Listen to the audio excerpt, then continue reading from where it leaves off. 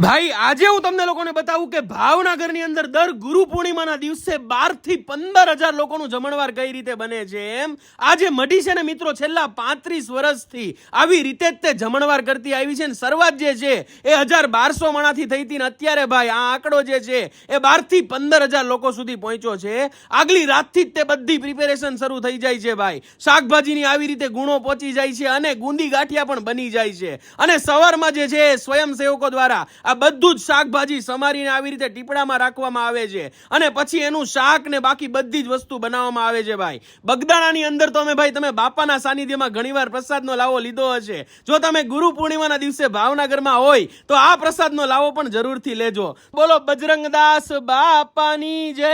અને આ મઢીથી જે છે એક રસ્તો ભાઈ ભાવનગરના તખ્તેશ્વર મંદિર તરફ પણ જાય છે. અને હવે તમને આ મઢીના એડ્રેસની વાત કરું ને તો આપણે કાળાનાળા સર્કલ પાસે જે રસોઈ હોટલ છે ને એની એક્ઝેક્ટ સામેના રસ્તા ઉપર તમે આગળ જાશો એટલે તમને દેખાઈ જશે ભાઈ.